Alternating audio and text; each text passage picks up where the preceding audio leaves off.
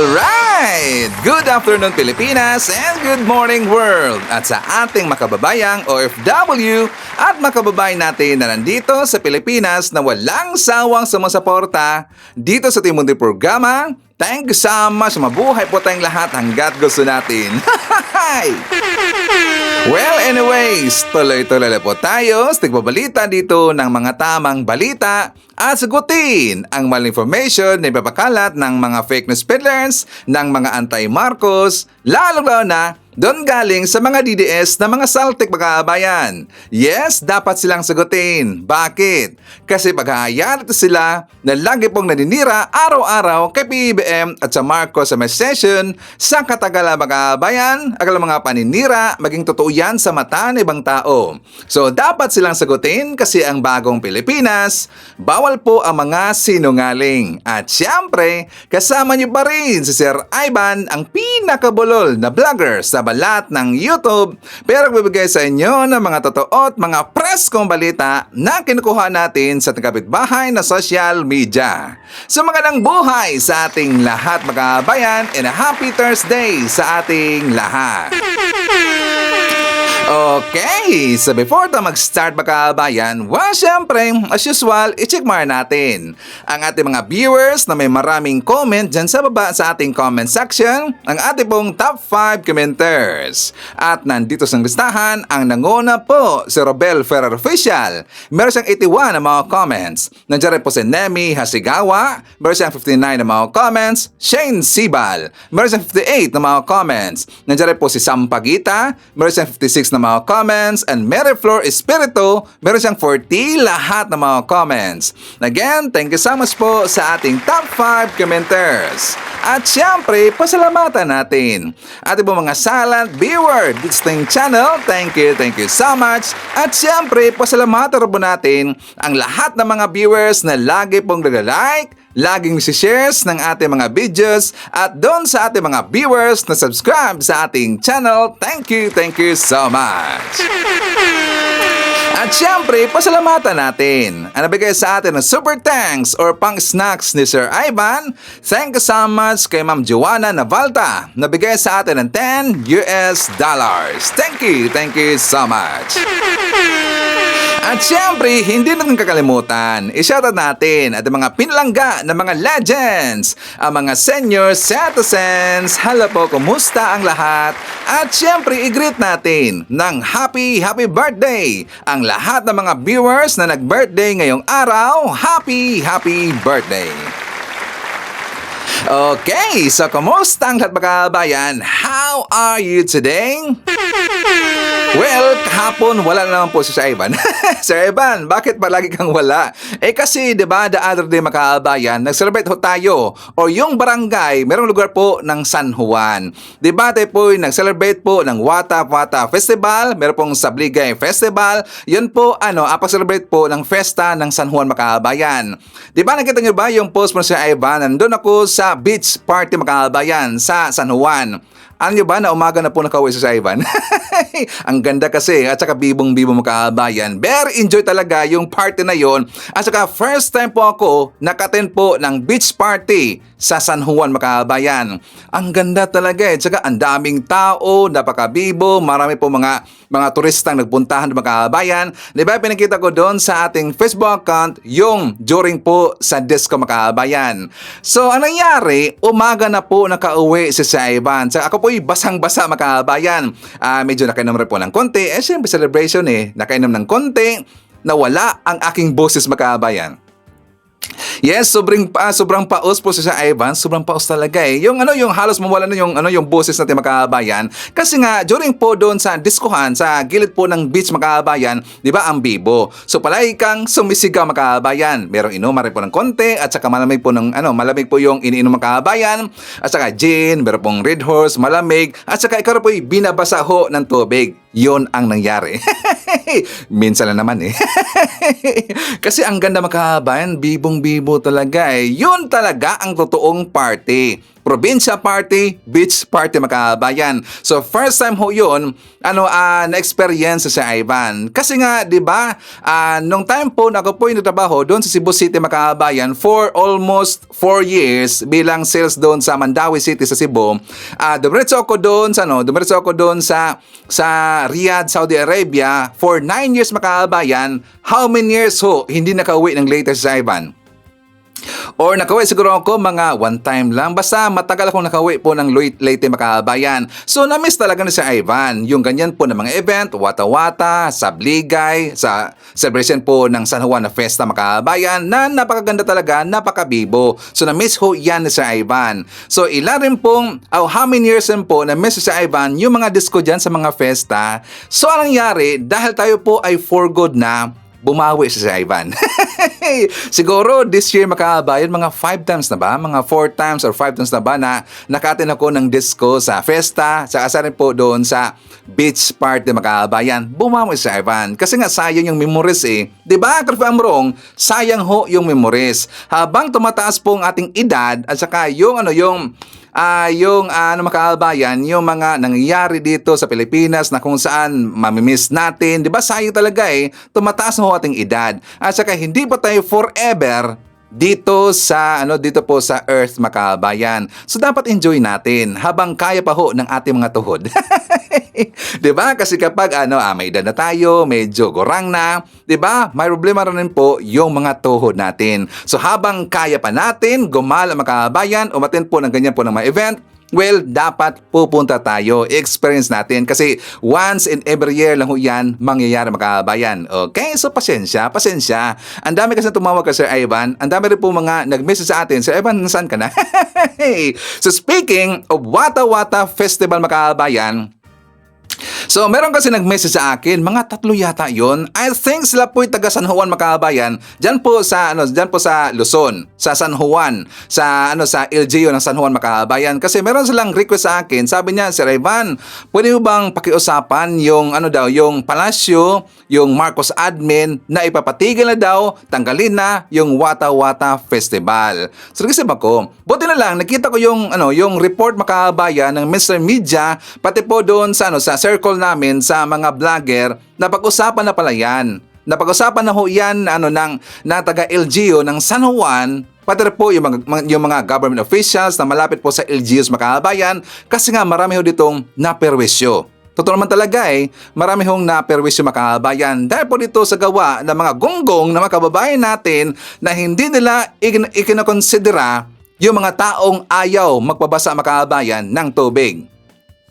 Diba? Katulad po nito, kawawa talaga Marami pong reklamo dyan po sa banda ng LGU mga kabayan. Kasi kapag merong dadaan dyan, at saka kapag time po, at saka Wata-Wata Festival, alam mo natin na yan po yung tradisyon mga kabayan, di ba? Kapag meron pong dadaan sa lugar na yan, binabasa lang mga kabayan. At kahit nakakaputi na, nag-raincoat na po yung tao mga kabayan kasi ayaw na mababasa, kasi nga meron silang trabaho, meron silang lakad, importante po na mga pupuntahan at kailangan po nila po na mag-ayos, ayaw na magbabasa mga kabayan, binabasa pa rin ho. Di ba? Merong ngang instance doon po sa jeepney mga kabayan na galit talaga yung si Lola, galit na galit talaga si tita ba or may edad na ba yun or hindi. Basta siya po'y galit na galit kasi mismo ho sa loob ng jeepney binasa kasi ng mga Gen Z mga kabayan, ng mga bata. Diba? So talaga pong nakakawa. Binato nga sila ng bato siguro yun ang binato mga kabayan. So maraming nanawagan ngayon. Tingnan nyo po sa Facebook, nag-flood ngayon mga kabayan. Nanawagan sila na sana daw tanggalin na yung Wata-Wata Festival kasi ito'y nagbibigay po ng perwisyo. Well, para sa akin, hindi naman kasi kailangan talaga na totally tatanggalin mga kabayan. Para sa akin lang ha, hindi kailangan po na yan po'y totally tatanggalin. Dapat meron pong ipapatupad na batas, polisiya, yung mismong LGUs mga kabayan. Na ikukulong ho. Ikukulong.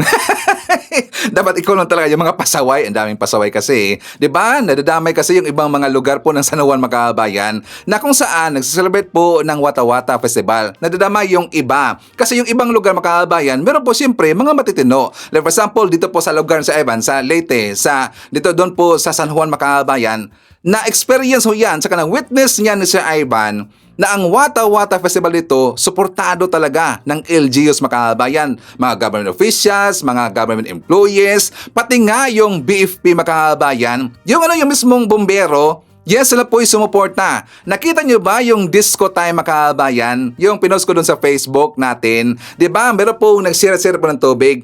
Taga BFP yun. Taga bumbero yung mga kabayan. Sumuporta sila. Bakit? Yan po tradisyon ho. Since noon pa, doon po sa lugar ng San Juan mga kabayan. At saka meron pong maraming pulis na nakadestino doon. I think nakita ko mga 12 yata yun or 11 or 12 po ng mga pulis. So walang problema doon. Talagang peace po ang lugar po ng San Juan dito sa lugar ng Leyte. While celebrate nila yung festa or Wata Wata Festival mga kabayan. Kasi ang mga tao dito masunurin ho sa gusto or sa polisiya na ipinataw ng taga LGUs mga kabayan na huwag babasain yung mga tao na ayaw magpabasa. Dapat ganyan kasi yan po'y nakita ko talaga ng witness mga kabayan. Meron kasi mga tao, di ba? Siyempre, dadaan po sa lugar po doon sa San Juan mga kabayan at kapag meron po mga, like for example, sa truck or sa pick-up truck, sumakay po ng tricycle, so open na open talaga. At kapag sila po ay sumisinyas mga kabayan, meron siyang sinyas na ganyan, ibig sabihin, ayaw nilang magpabasa. So, hindi yan babasain po ng mga tao mga kabayan. So, talagang very organized. Very organized po yung taga dito ha. Hindi po doon sa ibang lugar mga kabayan. Kasi nga doon sa lugar, iba, maraming gonggong talaga eh. So, okay dito. Kung ma-experience na po dito ang San Juan, dito sa lugar po sa Leyte, San Juan, Wata Wata Festival, o meron pong ibang mga kabayan, tawag nila Sinabligay Festival, maganda talaga dito. As in, highly recommended mga kabayan. First time na witness si Ivan, ang ganda talaga ng event. So, dyan po sana sa LGU, dyan po sa Luzon area mga kabayan, dapat ganyan. Dapat i-stricto lang mga kabayan na huwag babasain po yung mga taong ayaw magpabasa. Okay? So, dapat kikilos na po dito si Mayor, yung mga government officials mga kabayan kasi masisira dito yung Wata Wata Festival. Okay? So sana yan po gagawin nila. So, anyways mga kabayan ko, andala lang si Ivan, no? Hey! Before natin pag-usapan po, yung si Sarah mga kabayan, yung gago to si Sarah. Sorry for the words, no. May pagka-liw ba talaga eh. 'Di ba? Nakikita ba natin or nakita ba ng mga didis to mga kabayan na may baka gonggong talaga eh, ang tanga mga kabayan. 'Di ba? Every time po na meron siyang press con, every time po na meron siyang banat sa ating gobyerno, magbabak to you kay Sarah mga kabayan or magbabak to her kay Sarah. 'Di ba? Napansin ba natin 'yan? Hindi kasi nag-iisip ng si Sarah. Every time siya po ay nagbibitaw po ng mga statement na mga paninira po ng ating gobyerno, magagamit natin against sa kanya mga kabayan. Example si Ivan, tulad po doon sa, 'di ba, meron pong sinunog po na nakakahalaga, umabot po ng 9 billion pesos na halaga ng mga droga, either cocaine yun, basta ipinagbabawal po na gamot mga kabayan. 'Di ba? Nandun nga mismo si PBBM kasi siya mismo dito yung nagsaksi, gusto niya makita na sisirain, susunugin yung kontrabando o yung mga ipinagbabawal na gamot mga kabayan. Which is yan po report po ng taga-PDEA. Ang dami talaga eh. Di ba ang dami mga kabayan? Isipin niyo po, 9.9 yata yun, 9.7 o 9.8 billion pesos ang halaga mga kabayan. Ibig sabihin, ang dami nun. So yun po ang report nila sa 1 month lang yata yun nila na nakuha po mga kabayan. Isipin nyo, sa 1 month lang, sa loob po ng 1 month, yun po ang nakuha sa buong Pilipinas, not Pilipinas nga pala, doon po sa Luzon area mga kabayan, na ganun po kadami ang nakuha or nasakote na mga drugas sa Pilipinas mga kabayan or doon po sa Luzon. 'Di ba? Ang dami talaga eh. Bakit hindi yan nagawa sa panahon po ni Digong? At bakit nagagalit itong mga DDS, Pamilya Duterte, bakit daw nagpapapoto of si PBBM during daw sa pagsunog ng mga drogas mga kabayan? Diba? Napaghalataan tuloy si Sarah eh. Negosyo ba niya? O yan ba negosyo ng kanilang pamilya? Kaya siguro walang nakuha po na ganyan po kadami na drogas mga kabayan. Bakit? Siyempre, tatay protector eh. Ang kasama kasi ni Digong noon mga drug lords, 'di ba? Nasa gilid, 'di ba? 'Di ba? Binaliwala lang po ni Digong. Tapos sabi pa ni Digong, ayaw niya sa drogas makabayan. Ayaw niya sa mga nagpapatakbo na or nagbebenta daw ng drogas sa merkado. Ayaw niya.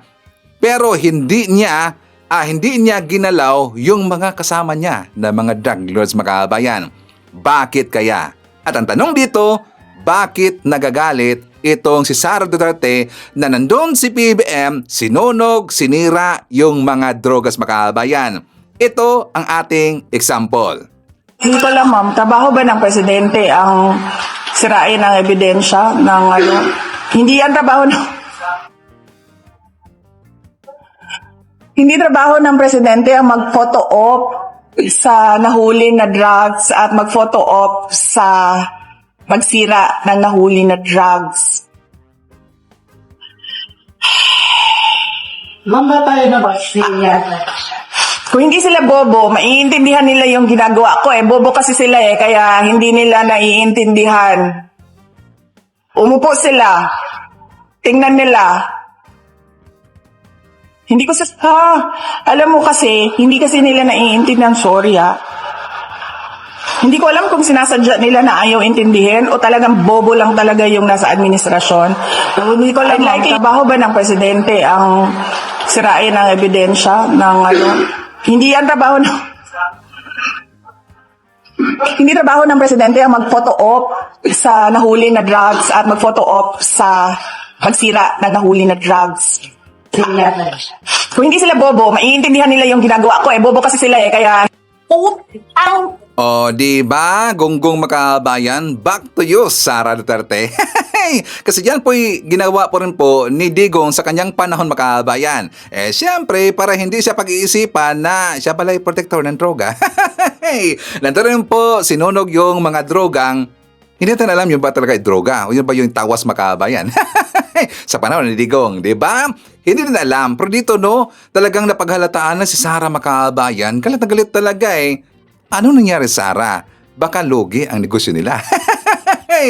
Baka yan po ang dahilan kung bakit nag-iingay itong mga DDS. Kasi nga, protektado nila yung mga D-Lords makabayan. Baka yan po ang totoong dahilan kung bakit siya galit makabayan. Tas sabi pa niya, baka daw bobo yung Marcos admin, hindi daw siya naintindihan ang kanyang ginagawa makabayan.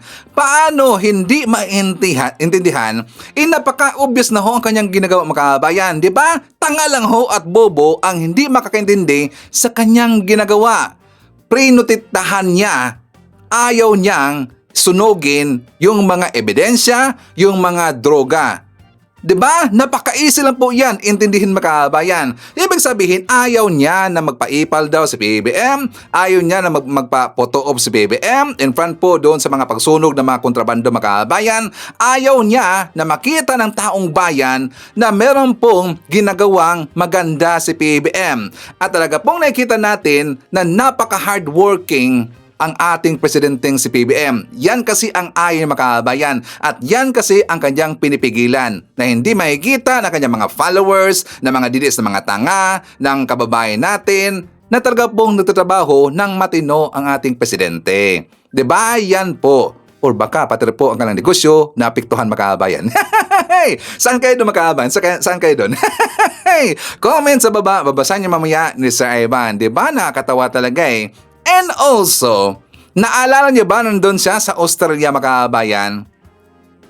Nung nag-speech, itong si Sara Duterte makabayan, di ba, nag-speech siya in front po doon sa mga kababayan niya, mga gonggong, na daw, nagpunta siya doon makabayan, nagpunta siya doon sa Australia, at saka gusto niya daw na mag-jacket, pero ayaw niya. Bakit? Kasi daw siya ay nag-uniform makabayan. Pumunta daw siya ng Australia para magtrabaho daw.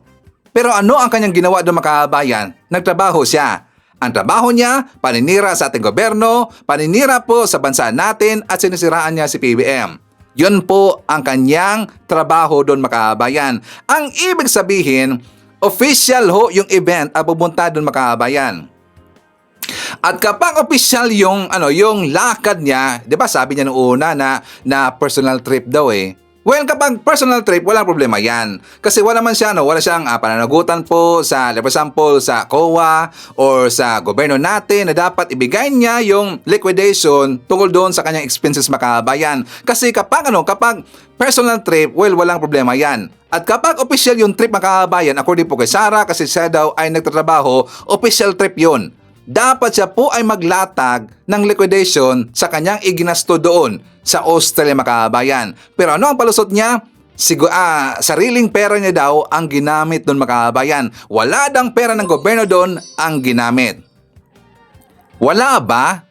Hindi ba siya sinasahuran ng ating gobyerno mga kabayan? And second, hindi ba sinasahuran ng ating gobyerno ang kanyang mga security guard? Sige nga, i-correct nyo si Ivan mga DDS. Hindi ba sinasahuran ng ating gobyerno pera ng bayan ang mga security ni Sara Duterte? Diba? Doon pa lang. Ang mga secure ni Sara, hindi ba yung kakain? Ano yung robot yan? Diba? Si Sara, hindi ba yung kakain? Diba? So doon pa lang, may mali na ho sa sinabi ni Sara makabayan. Siya po ay nagsinungaling. At dapat siya ho ay managot sa taong bayan kung ano talaga ang kanyang ginagawa doon sa Australia. At saka meron pong kumalat na balita makabayan, according po sa ating intel, pumunta pala itong si Sarah doon sa Australia kasi siya po ay naghahanap na doon na pwedeng paglalagyan kay Digong kung sakaling si Digong ay papayagan ng ICC ng interim release. 'Di ba? Bakit siya pumunta doon? Kasi siya po ay inuto ng abogado ni Digong. Itong si Kaufman makabayan na malapit na daw makalaya si Digong, mapunta doon sa ibang lugar temporarily at saka pumayag na daw yung ICC makabayan. Ang ginawa ng ICC, sinupalpal itong si Kaufman makabayan na wala pong agreement na ganyan, wala ho. 'Di ba? Ang daming naniwala kay Kaufman makabayan, gunggong talaga eh. Well, siyempre alam mo natin, ang trabaho po ni Kaufman, ang trabaho po ng abogado ni Digong, uutuin yung mga DD supporter na mga oto-oto makabayan. Yan po ang trabaho niya. Siyempre, malaking sahod eh. 150 million pesos per month. DDS, per month ho yan. 150 million pesos per month ang sweldo ho ni Kaufman dyan sa kaso ni Digong. At plus, meron pang bago na abogado makabayan. Hindi nila alam magkano po ang kanyang sweldo kasi hindi niya sinabi makabayan. Pero noon kasi, nalaman natin itong kay Kaufman kasi mismo siya ang nagsabi makabayan. 'Di ba? So dito pa lang nakakaduda talaga eh. Ang daming uto-uto naman, ang daming gunggong Tapos inaaway pa ako mismo po ng aking tito makabayan, aking tito, na aming relatives kasi napost ako doon sa aking personal account tungkol doon sa hindi pinayagan si Digong ng interim release makabayan.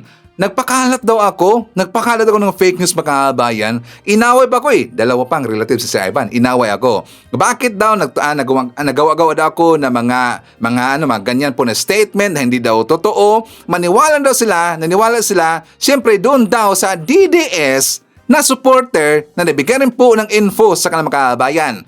Sinapalpal na sa Ivan. Inko, tita, huwag kaagad kayong maniwala sa mga DDS mismo sa katulad ninyo. Huwag kayong magpauto. Dapat doon kayo maniwala sa mismong sinabi ho ng taga-ICC. Diba? Dapat ganyan DDS. Kasi lang daw, sinabi na ho ng isang DDS na Pinoy doon sa Netherlands na pinayagan na si Digong. Alam niyo bang sabi ng makabayan? Wala na daw si Digong ngayon Wala na daw si Digong ngayon sa ICC sa Netherlands kasi nandun na daw sa Malaysia. Pinayagan na makabayan. Tingnan yung kaano kagunggong. Maniwala kasi sila dito kay Hanilet. Naniwala kasi sila dito kay Sarah na sinabi nila na maghandahan na daw isalubungin itong si Digong kasi daw makakalabas na makabayan. Diba? Tingnan yung ginawa nila. Napakalat sila sang katerbaho ng mga video na nakauwi na daw si Digong o nandun daw sa ibang lugar makabayan. Ganyan kasi yung mga utoto at bobo na mga DD supporter. Ayaw maniwala sa media, ayaw maniwala sa report pa ng ICC, doon lang sila naniwala sa kalang vlogger na mga fake news peddlers at mga vlogger, not just vlogger, pati po yung mga DD supporter na lagi pong ngaw-ngaw sa Facebook nila at mismo pong sa group community na mga DDS supporter. Doon sila naniwala. Ngayon, ginawa ko makabayan, binigyan ko siya ng link, mismong balita ho ng media. Ayaw pa rin maniwala, gonggong talaga eh. Diba? Yan po ang mga bobo. So anyways, papakita ko sa inyo ang banat ni Yusek Claire Castro dito kay Sara Duterte. For more details, let's watch this. Yusek, doon sa travel pa rin ni VP Sara, may you know kung kasi ang alam natin whether official or personal travel, kinakailangan mayroong mag-issue ng travel order. Sino ba ang nag-issue ng travel order? Humingi po siya sa Office of the President at siya naman po ay napayagan. Pero kung sino man po yung mga delegado po niya, sa opisina niya po ito manggagaling. So, sabi nga niya po, official function ito. So, kailangan niya po mag-report sa taong bayan kung sino-sino yung kanya mga naging kasama at kung lahat po ba ito ay sinagot niya ang mga gastusin. Doon sa part ng official trip niya, obligado siya na magpasa ng liquidation, Yusek, ano? Sinabi niya po kasi in official functions kasi kung hindi po siya official function at personal trip at pera niya po ang ginamit, hindi po ito magkakaroon ng issue.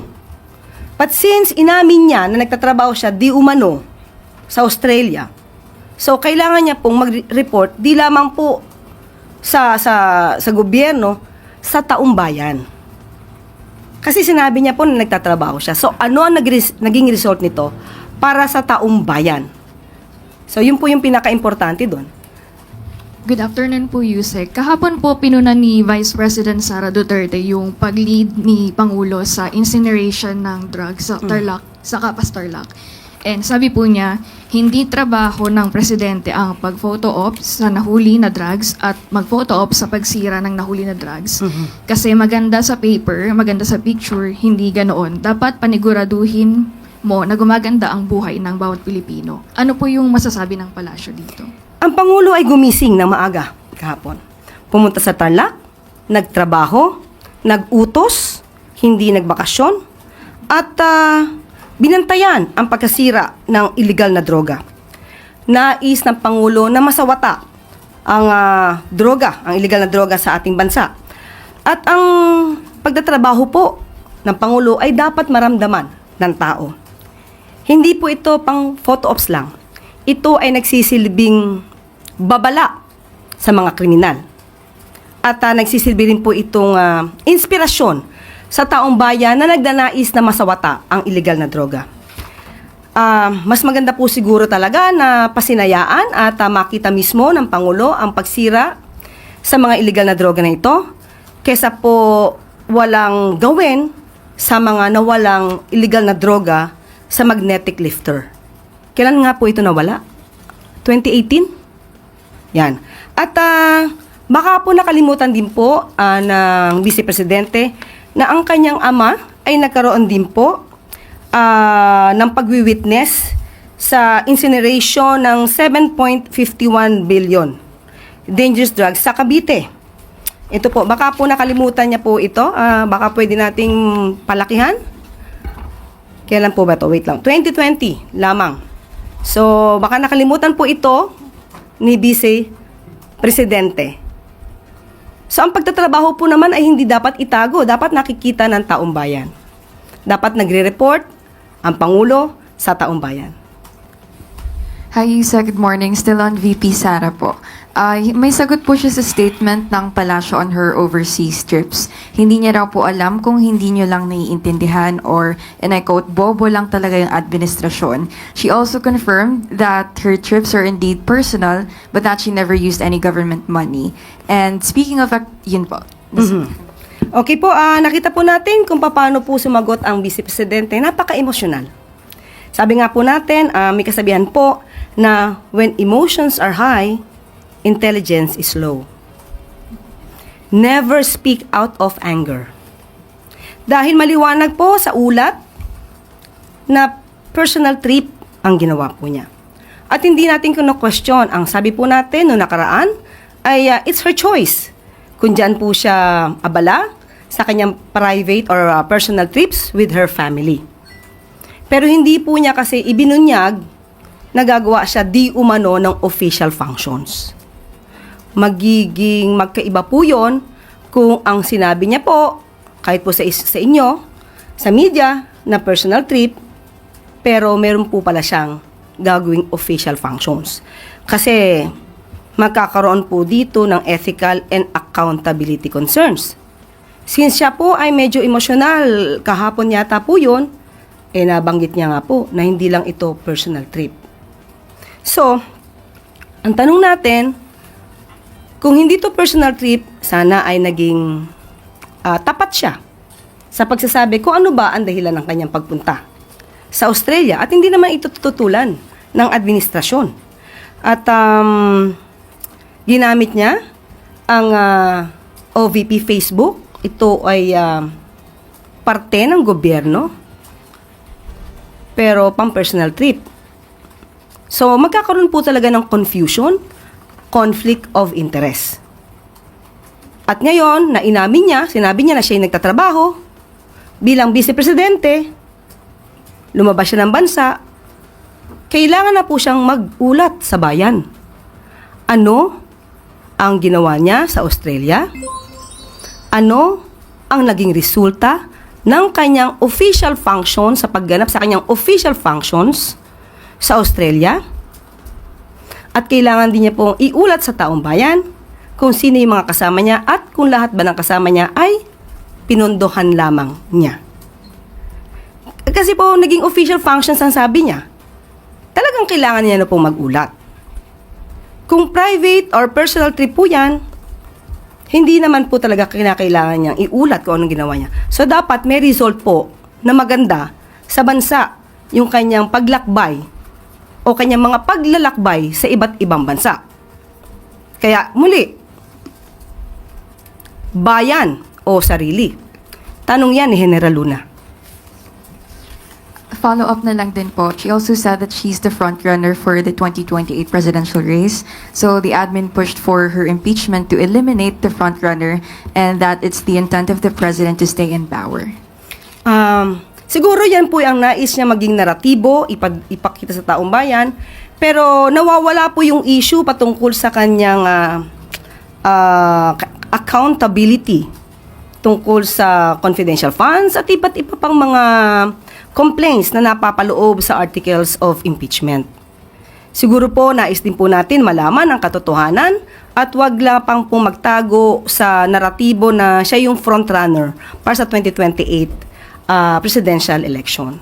At sabi nga natin, kapag ikaw ay taong bayan, ikaw ay taong gobyerno at public servant ka, obligasyon mo na ipakita lahat at sagutin ang mga issue na kakapalooban mo o nasa kakasangkutan mo. So, ina-expect po natin yan kay VP Sara dahil talagang mukhang diversionary tactic po ito. Pero wala siyang mai-report baka bayan. Itong si Sara Duterte, wala siyang mai-report kundi ang lagi niyang sinasabing pamumulitika lang daw ang banat ng gobyerno sa kanya makabayan. Pamumulitika ba? Tapos sabi po niya, bubo daw yung Marcos admin. Hindi daw siya naintindihan makabayan. Hindi daw alam ng Marcos admin ang kanyang lakad. Hindi ba alam? Well, para malaman ho ng taong bayan at ng Marcos admin, sasabihin niya kung ano talaga ang kanyang pakay doon sa Australia makabayan. Pero, kung pupuntahan natin yung mga vlog na mga vlogger na makabayan, ang sabi doon, naghahanap na daw si Sara kung saan doon po sa paglalagyan kay Digong kasi daw doon na ililipat si Digong sa Australia makabayan. Yon po ang banat ng mga DDS vlogger. Mga gunggong kasi. Kaya natin nalaman ang pakay ni Sara doon dahil po mismo sa kanyang mga vlogger makabayan. O, diba? Sino ang tanga dito? Mapagmasid kami. Kami pong mga pro-admin vlogger. Do you think nakafocus lang kami dito sa aming mga itatapis makabayan? Do you think akala po ng mga DDS nakafocus lang po kami sa aming i-prepare para i-report sa inyo makabayan? Hindi po. Before po mag-vlog po sa Ivan, pupunta muna ako doon sa 4 to 5 ng mga vlogger makabayan, ng mga DDS. Kasi naunguha tayo ng mga info galing rin po mismo sa kampo ng mga DDS makabayan. O, diba? Dapat ganyan, parang intel eh. Mga intel tayo eh. So anyways, before tayo mag-jump po sa ating nasa topic makabayan, i-share muna natin. Nandyan po ating mga suki, mga early birds. Silang lagi pong nanguna sa pag-comment sa baba sa ating comment section. Ang nauna po, nandyan si Jean Medina, Aurora David, Marilyn Digma, Haitsu Jovi Montero, i-shoutout natin si Mami Lo, Hi to Lito Bungalan, saka shoutout daw sa Bungalan family from Barangay Kupang, Muntinlupa City, Manila. Hi to Marjon Pante. Hi to May Dunes or si Mixtalk Vlogs. Nandiyan po si Lucrecia Candido, Freddy Guzman, ate pong hater makabayan. Ito si Freddy, grabe bumana to eh. At saka lagi niya sinisiraan si Sir Ivan. Nandiyan po si Freddy Guzman. Hi to Ninita Umale from Bustos, Bulacan. Hi to Nino or Nino Peramo from Ordanita City, Pangasinan. Nandiyan rin po si Lena or Lana Sabado, Milmar from Las Vegas, Llewellyn Manuel from Canada, and hi to Brenda Barton from Virginia Beach. Okay. So, makahabahan ko, tingnan nyo, na-recognize po ni Sir Ivan kung sino yung mga haters. Siyempre, lagi akong nagbabasa dyan sa mga comment yung makahabayan. Hindi ako nagre-reply sa lahat. Siyempre, ang dami. Tingnan nyo ilan pong comment every vlog makahabayan. 1,600, 1,700, ang dami ho yan. Pero hindi lahat ko nare-reply makahabayan. Pero kapag ma-heart na ho yan ang inyong mga comment, ibig sabihin, nabasa na ho yan si Ivan. Kaya nare-recognize ko, nakilala ko yung mga haters natin. Okay, so, welcome naman lahat. Mga haters, kung sino ka man, welcome dito sa ating vlog, dito po sa channel si Ivan, para maliwanagan kayo, para malaman niyo ang totoong mga balita. Okay? So, as makabahan ko, ipapakita ko muna sa inyo ang vlog po ni Mamang Kakampings. Ito po'y Dilawan Makabayan. For more details, let's watch this. Sino sa inyo nakapanood ng video ni Sarah na sinasabi niya na wala daw siyang problema sa ginagawa sa kanya ng administrasyon, political persecution daw yan at bahagi daw ng pagiging politiko yan.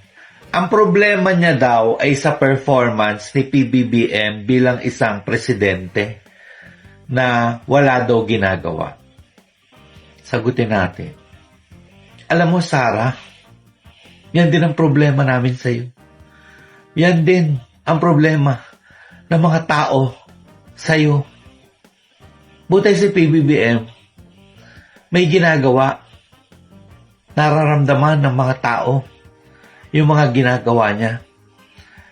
Kahit papano, napapabuti ang buhay ng mga taong bayan, lalo na yung mga mahihirap.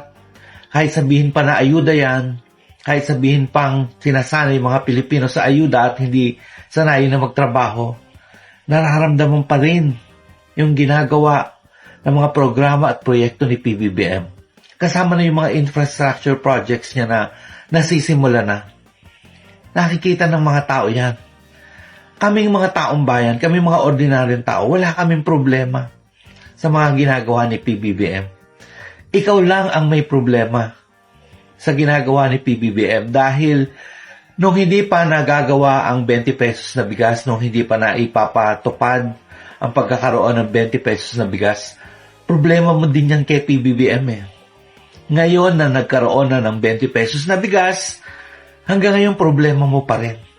Wala ka talagang kasiyahan, walang gagawin ng administrasyon na to na matutuwa ka dahil ikaw ay isa talagang kontrabida. Kontrabida ka talaga sa Pilipinas.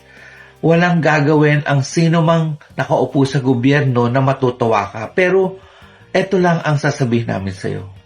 Kaming mga taong bayan, pagod na kami sa iyo. Sawang-sawa na kami sa iyo. Bisit na kami sa mga pambubudol na ginagawa mo sa amin. Sa mga panluloko na ginagawa mo sa amin. Sa mga pang-uuto na ginagawa mo sa amin. Sa mga kasinungalingan na araw-araw mong isinusubo sa amin na parang pakiramdam mo yata, naniniwala pa kami sa iyo. Kung ikaw may problema kay PBBM sa performance niya bilang presidente, sa iyo, araw-araw ka namin pinoproblema na vice president ka namin. Kasi wala kang ginagawa. Araw ka lang ng aura, rampa ka lang ng rampa, puro kasinungalingan ng mga pagsisinungalingan ginagawa mo sa harap ng publiko, puro pang uuto lang.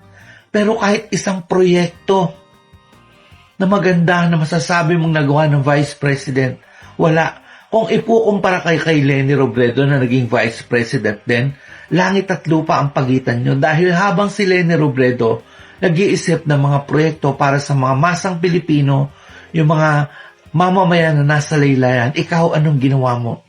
Puro pagnanakaw ang ginawa mo. Diyan ka expert, MA in stealing ka, Master of Arts in stealing government funds.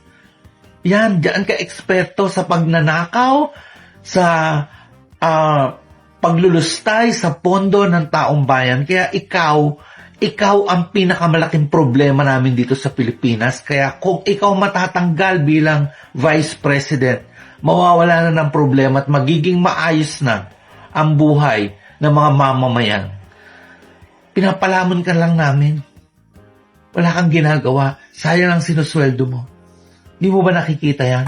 Sana iba na lang yung ating Vice President mga kabayan, yung tutulong talaga at saka handang tumulong po sa ating Presidente.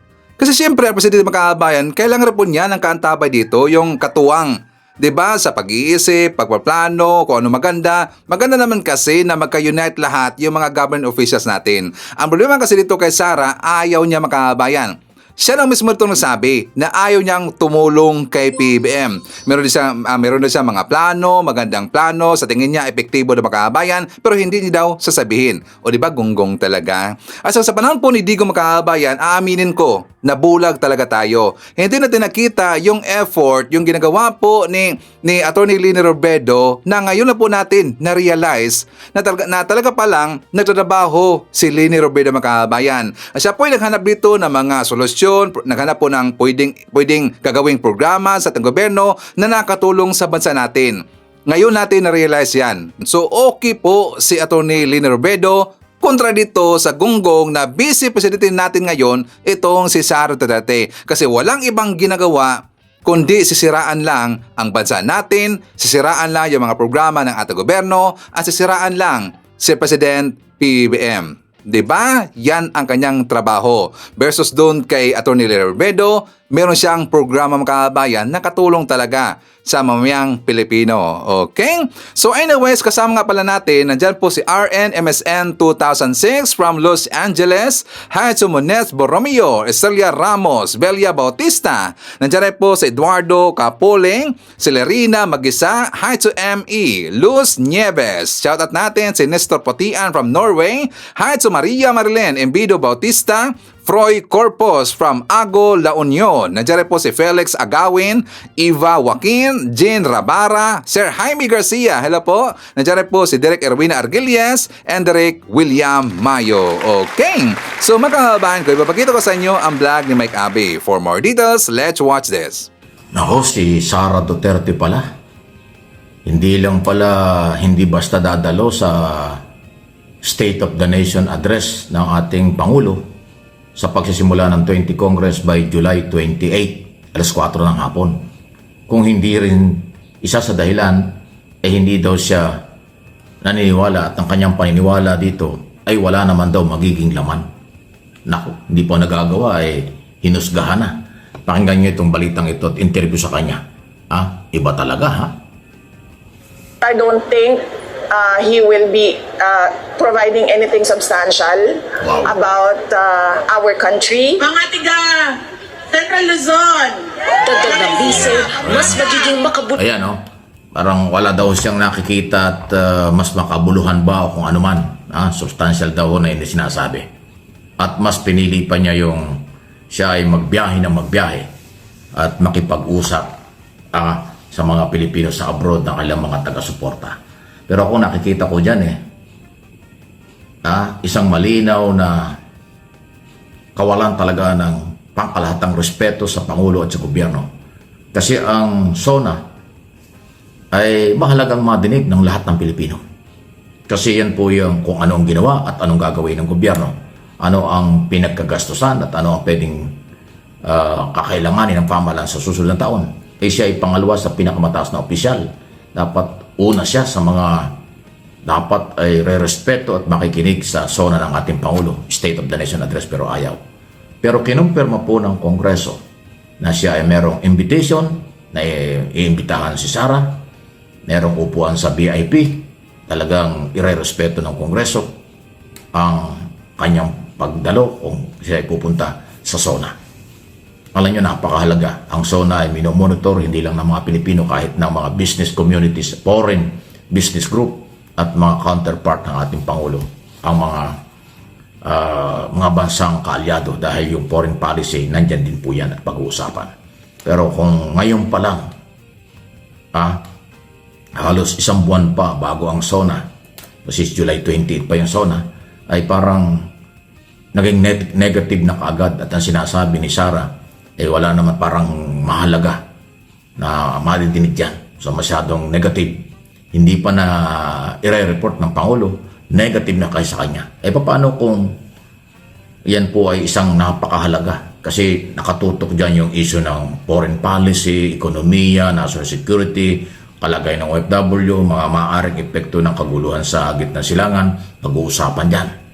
At paghahanda. At marami pang iba, lalo na dito sa kabubukas lang na school year 2025-2026 na may pit na tinututukan ng Pangulo. Dahil na-discover ng Pangulo at ni Secretary Angara, napakarami ng pagkukulang, pagkakamali dyan sa Department of Education na dapat binigyan ng mataas na oras at priority sa development at pag-aayos ng Department of Education na ang pinalitan ni Angara ay si Sara Duterte. Maraming na-discovering kakulangan. Maraming classroom, school building ang kulang. Teachers kulang. Mga laptop at iba pang mga kagamitan ng eskwelahan ng mga estudyante hindi rin na-provide ng mga panahong yon. Kaya ngayon, pag take over ni si Senador at ngayon Secretary Angara, dahan-dahan nilang dinidevelop ang Department of Education para may salba ang kabataan. Wala nga halos pahinga ang Pangulo at si Secretary Angara kaikot na kaikot by region para tingnan ng personal ang opening ng klase. Ganun po eh. So walang pwede namang maipagmalaki si Sara kung ano ang kanyang iniwan sa DepEd. Nagkaroon ba ng reforma sa DepEd? Ala naman. Marami pang anomalyang naiwan na nadiscover. Pati yung ghost student. Maraming mga multong estudyanteng ginastusan na milyong-milyong halaga. Mga laptop na nung nakaraang administrasyon hanggang sa pag-take over niya, hindi rin naman napakinabangan ng bilyong halaga ng mga laptop. Hindi nakita ng mga estudyante at ng mga teachers. So ito ngayon ang ginagawa ng Marcos administration. Ayusin ang maayos na internet connection ng bawat eskwelahan sa buong bansa. Di ba? Ang laki ng pagbabagong inaasahan at nangyayari under Secretary Angara na hindi nagawa sa aking pong opinion ni Sara nung siya ay Secretary ng DepEd kasabay ng kanyang pagiging Vice President at member ng gabinete. Ayun no, di ba? Ang linaw nun. Alam niyo kung meron siyang iniwang napakagandang accomplishment at legacy o talagang hindi makakalimutang ginawa sa reforma sa education, pwedeng pag-usapan yan. Kaso wala eh. Puro anomalya. Kaya nga kasama doon sa article of impeachment, ang bribery or yung corruption, panunuhos ng 50,000 pesos bawat matataas na opisyalis na umamin doon sa hearing. Yosek, ASEC, Director, 9 months na binibigyan ng 50,000 pesos sa, nasa envelope. Diba? Corruption yun. Bakit mo susuhulan yung mga opisyal? Pero kulang ang kagamitan ng eskwelahan. Maraming walang classroom. Diba? Yun eh. Ang lupit, diba? Kaya sa mga ginagawa nila at ginagawa ni Sara, bumabalik sa kanya ang mga nakaraan, bumabalik sa kanya ang mga pagkakamali at pagkukulang. In other words, ang lahat ng kanyang batikos, binabalik din sa kanya. Sa kasaysayan, sa record, at kanyang mga pinagdaanan. Kaya ang naniniwala lang sa kanya yung mga DDS na sarado ang isip. Na walang iba, kahit na anong paliwanag, wala sila, basta sila Duterte, kahit anong mangyari. Akala mo naman pinapakain ni Duterte. Akala mo naman binibigyan ng bahay. Akala naman binibigyan ng seguridad. Ay nako, pagka kayo nagkaroon ng problema sa kalusugan, problema sa kalamidad, problema ang pinansyal, ayuda ng gobyerno galing sa mamayang Pilipino. Ang perang yan. Hindi naman galing sa Duterte, hindi naman galing sa inyong sinusuportahan. Di ba? So magbago na kayo. Kung gusto nyo gumanda ang buhay, umunlad ang buhay nating lahat, pare-pareho. Tumulong, magmalasakit sa gobyerno. Pero yung maging pasaway, maging kritiko na wala sa lugar, dahil personal at political interest lang, walang ginhawa ang buhay nyo. Maniwala kayo. Mas masarap yung tumutulong, may respeto sa batas, may respeto sa mga otoridad, may pag-asa ang bukas. Ayun yun di ba? Please like, share, subscribe, and follow sa ating mga channel. Ano po? Kayo po ang bida rito, Luzon, Visayas, Mindanao, at sa buong mundo ng mga kapwa ko Pilipino. Mahalagang nag-update tayo sa mga kaganapan, pero huwag kayong mag-alala. Don't panic, huwag kayong mawala ng pag-asa. Lahat ng mga nangyayari, pagsubok lang ito at malalampasan natin. Mangingibabaw ang katotohanan, katarungan, at ang ginhawa ng bawat Pilipino sa pagsisikap ng bawat isa sa atin at ng gobyerno. Yun. Yung mga nangaagaw, naninira, at sariling agenda, wala po yan. Puro kaso at kapahamakan ang mangyayari sa kanila. Kapahamakang ginagamit sila, nagpaparin lang sila, nanggagamit ng kahirapan, nagte-take advantage sa mahihirap para magamit na propaganda sa kanilang sariling interes lamang. Yun po yung aking opinion dyan sa kanilang mga pinaggagawa. Bakit laging galit itong si Sara Makabayan? Kasi hindi niya nagawa yung mandato or yung mission niya na ibibenta yung Pilipinas doon sa China. Kaya siya po ay galit na galit Makabayan kasi hindi niya kaya si PBM eh. Tsaka ang stand po ni PBM, putiktahan kung anong atin Makabayan, putiktahan ang teritoryo natin dyan sa West Philippine Sea. Pero si Sara, hindi niya kayang kondinahin yung ginagawa ng mga taga-China dyan sa West Philippine Sea na kung saan tinitira na lagi yung mga kababayan nating mga Pilipino dyan sa West Philippine Sea mga kababayan. So dyan po napaghalataan, ito si Sara ay pro-China talaga. Kahit anong gawin niya, na sinasabi niya na hindi daw siya pro-China, hindi daw siya pro-Philippines, hindi daw siya pro-ano mga kababayan, so ano siya? Hindi ba siya Pilipino? Gonggong talaga eh. Di ba sabi niya the other day makabayan sa kanyang interview or sa kanyang press con, hindi daw siya pro-Philippines, hindi po daw siya pro-China makabayan. Di ba? Yan ay pambobodol. Di ba? Yan pambobodol. So bakit siya galit kay PBM? Bakit siya galit sa Marcos admin? Kasi hindi niya kayang utuin ang Marcos admin. Hindi niya naibenta ang Pilipinas makabayan. At yan po yung napakadelikado. Kapag siya kasi ang magiging presidente makabayan, hopefully na, tsaka God forbid, baka tayo na po ay probinsya na ng China makabayan. So ang dapat susuotin ni Sara Duterte lagi na t-shirt makabayan, itong sinuot ni Sir Ivan. Ano si Ivan? Tingnan nyo. Sila pula po makabayan. Never shall invaders. Ang sabi ba dito? Sabi dito makabayan. Saan magkasulat dito? Trample thy sacred shores. O dapat suotin niya to para malaman niya at makikita niya lagi. Makikita niya lagi yung ipinaglalaban ni Lapu-Lapu makabayan. Di ba? Para mabasa niya lagi. Pero kaya ba niya na magsuot po ng ganito makabayan? Kasi kapag nakikita niya si Lapu-Lapu, ma-feeling guilty siya. Di ba? Feeling guilty makabayan kasi hindi niya pinapahalagahan ang ginawang pagtatanggol ni Lapu-Lapu sa ating bansa makabayan. O, di ba? So, hindi niya kayang suotin yan kasi siya po ay traitor sa ating bansa. Yan ay si Sara Duterte. Okay? So, isa na po natin. Nandyan po si Ashin. Hi to Josephine Gallego. Jess Tobdo from Galaba, Laguna. Hi to Mary Jane Tan, Amelia Hugo. Ishoutout natin sa Robel Ferrer Official, Phil Macabato, Tinkerbell, Elben Estioco from Dubai. Hi to Abby Smith. Shoutout daw sa Lumagi and Kili family. Nandiyan rin po si Sports Shinobi from South Korea, Shirley Risman, and hi to Froy Corpus. Okay. So mga kababayan ko, siyempre hindi din kakalimutan. Ipakita natin dito ating mga good news para malaman ho ng mga DDS kung ano yung mga inisyatibong ginagawa ng Marcos admin. For more details, let's watch this. Dalawang digital platforms ng pamahalaan ang pinarangalan sa 2025 Gov Media Awards sa Singapore. Ito ay ang eGov Super App at eGov DX. Sa naturang parangal, kinilala ang pagsisikap ng administrasyon ni Pangulong Ferdinand R. Marcos Jr. na mas mailapit ang gobyerno sa mga Pilipino sa pamamagitan ng secured at user-friendly digital tools.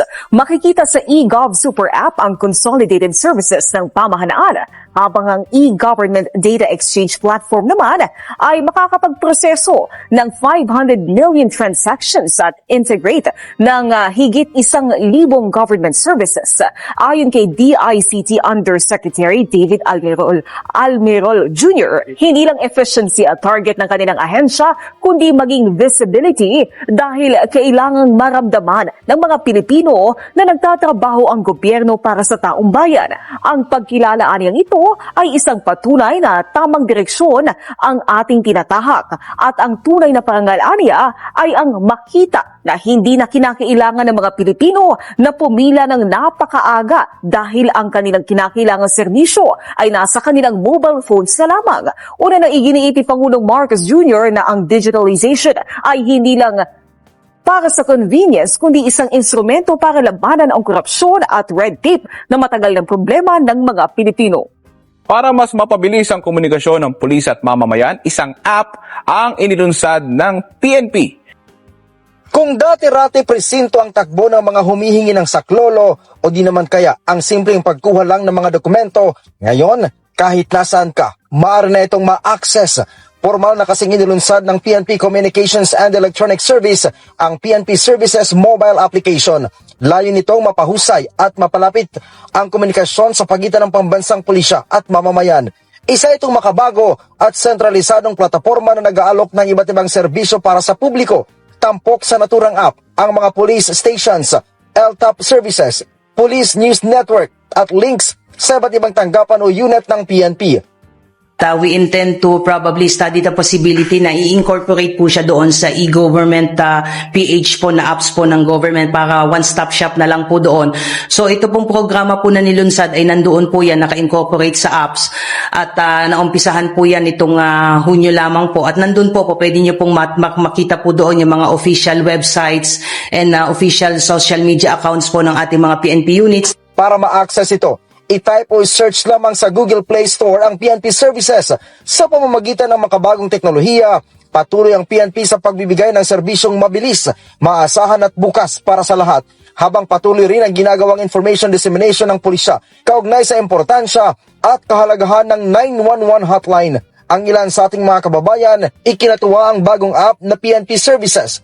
Mas mapapadali daw kasi nito ang serbisyo ng PNP. Well, it's a welcome development kasi syempre we want the services of the government, particularly ng PNP, na maging accessible to ordinary Filipinos. So, yeah, welcome development po yung app. Mababawasan ng pila sa PNP sa pagkuha ng mga application ng mga tungkol sa baril, sa license.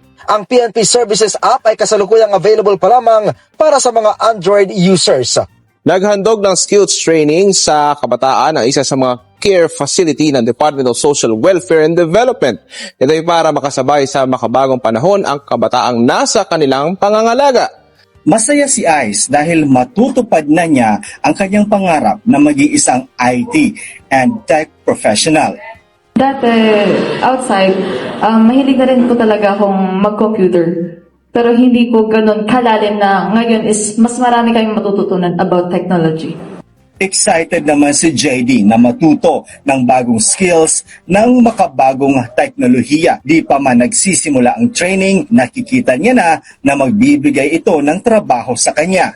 Malaking tulong po to para po sa amin na nandito po kami kasi bibigyan po nila kami ng opportunity na magkaroon po kami ng mapapasukan na trabaho sa labas. Ilan lang sina JD at Ice sa 14 na mga batang residente ng Marilac Hills National Training School for Girls, isa sa mga care facility ng Department of Social Welfare and Development o DSWD na mabibigyan ng oportunidad na mapabilang sa Skills Development Program ng ahensya sa pamamagitan ng IBM Skill Build ng IBM Philippines. Ang programa natin dito sa DSWD, masigurado na bukod sa psychosocial intervention, ay meron tayong nagaganap na skills na training. Sa loob ng IBM Skills Build, meron siyang mga kurso na technical, na ito na nga yung mga emerging technology na nandito na ngayon. Anong example? AI. Ayan, gusto mo cybersecurity, gusto mo maging threat analyst na nasa Security Operations Center, pwede mo pag-aralan. Ayon sa IBM Philippines, bagamat online ang training, mayroon pa rin gagabay ng mga trainers mula sa IBM at maraming programa ang pwedeng pagpilian ng mga bata na magagamit nila sa pag-a-apply ng trabaho. Pag natapos yung programa, 6 months, meron na silang mga iba't ibang micro-credential at pwede na silang mag-apply ng trabaho sa mga iba't ibang mga kumpanya na nangangailangan ng ganong klaseng skills. Makukuha mo yung micro-credential na yon, pwede mo ipakita sa Facebook, sa LinkedIn, kung ano man yung profile mo sa social media. Kasi globally verified yan. Ibig sabihin, hindi natin inimbento dito, kilala siya kahit saan ka pumunta. Dagdag pa ni Secretary Gatchalian, mandato ng DSWD na palakasin ang mga kabataan na nasa kanilang pangangalaga upang makasabay sa makabagong panahon. Katuwang din dito ang Caritas na sila naman ang magbibigay ng values formation kung saan makikinabang nito ang mga kabataang inabuso, inabandona at children in conflict with the law na posibleng lumabas na sa mga pasilidad ng ahensya. Pilot run pa lang ito at malapit na rin itong ipatupad sa Visayas, gayon din sa lahat ng 77 care facilities sa susunod na mga araw sa buong bansa. Ang Skills Development Program ng Department of Social Welfare Development ay magbibigay ng bagong pag-asa sa mga inaarugang kabataan ng ahensya na nasa ilalim ng kanilang care facilities sa buong bansa. Ito'y bilang direktiba ni Pangulong Ferdinand R. Marcos Jr. Okay, so kung nagustuhan ninyo ating mga topics ngayong araw mga kababayan, please give a like naman po sa ating video. Malaking tulong ho yan. At kung hindi man kalibesan sa inyo, please i-share natin ating mga vlogs mga kababayan para malaman ho ng mga kababayan natin na hindi mga well-informed at saka sila po'y binulag ng mga DDS fake news police mga kababayan para makita nila ang totoong mga balita. Please like and share. Okay? So, share natin. Kasama na po natin. Nandyan sila si Tess Tamaliwan, Meggie Boom, Johanna Tyler. Nandyan rin po si Carmen Robertson, Sonia Hasigawa, Arben Tolentino, Arsenio, Hayat Sogorgunya, Angala. Nandyan rin po si Mel Beleferte Nogawa. I-shoutout natin si Berth Bakod Cabalsa from Singapore, Jocelyn Flores, Hayat to Evelyn Garcia, John Pinida, Menz Niyaka Nolpes, Merna Borromeo, Elina Cao, Apple Nash, nandiyan rin po si Abe Chu, Belma Ordinaria, hi to Ana Corita Aguilio, Ruth LG, nandiyan rin po si Helen Lamera Cabayaw from Canada, Luisito Niedo, Jima Sampilo Camarines, nandiyan rin po si Frayas Emerson, Jeco Jerry Cabreros, Eleanor Tomlos Mercado, i-shoutout natin si Teresito Lu at saka ang kanyang asawa na si Rosemary Lu, ang kanyang mga anak na si Chichi in Dubai, Kim Lauder in Qatar, and Fahrenheit Lu in Makati. Nandiyan rin po ang kanyang mga apo na si Elijah and Sean McLaren C. Lu. Kasama rin natin si Edwin Santos, Nida Ichaka, Arnel Matuog, Elmer Pinaranda, Chrissy U Ticketing Airlines, JRN, Annabel Hoson, Analisa Igawa, Heinzo Percy Shalana, Dimple Rain S. Rabines, William Esteban Berdogo, Monez Doctolero, and hi to Hilda Baldomino Pita. Okay, so mga kababayan ko, yan natin manakalap na mga balita ngayong araw. Kung nakaabot ka po sa portion na to, sana nakapag-like na ho tayo. Libre po ang mag-share. Libre din ang mag-subscribe. Again, maraming salamat sa mga viewers na hindi nag-skip ng ating mga commercials. Thank you so much. At before natin tatapusin ang ating programa ngayong araw, sana sabayan nyo si Sir Ivan para sa ating live messaging prayer. Salamat po Lord dahil natanggap ko ang unang biyaya ngayong araw. Iyon ay ginising mo kami ng may lakas at walang sakit sa pangangatawan. Naway samahan mo kaming muli ngayong araw sa iba't ibang gawain namin. Patuloy mo rin po sanang bantayan ang aming mga anak at ihatid sila ng ligtas sa aming mga tahanan. Maraming salamat sa iyong presensya sa lahat ng oras, Lord. Idinalangin ko ito sa pangalan nating Panginoong Jesucristo. Amen. So maraming salamat mga kababayan, and I hope to see you again on my next video.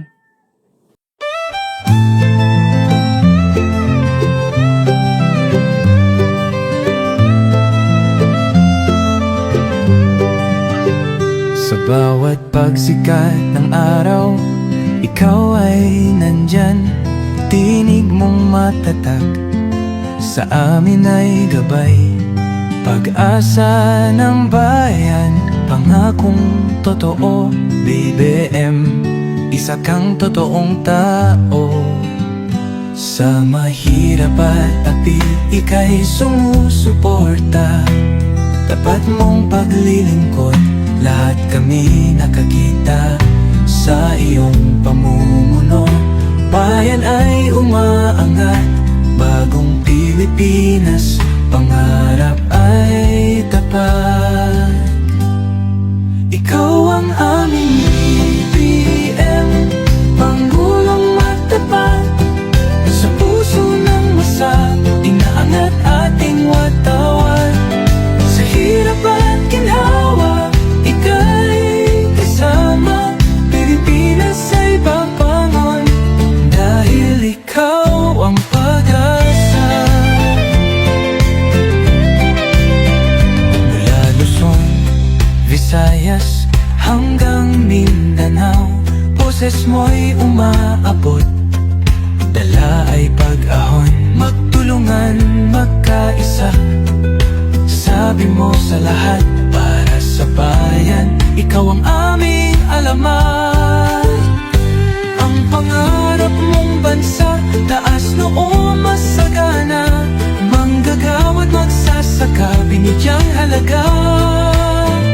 Serbisyong totoo, hindi pagpapanggap. Ang puso ng bayan, ikaw ang hinahanap.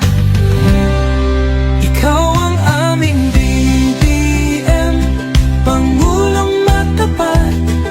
Sa puso ng masa, inaangat ating watawat. Sa hirap at ginhawa, ika'y kasama. Pilipinas ay babangon, dahil ikaw ang pag-asa.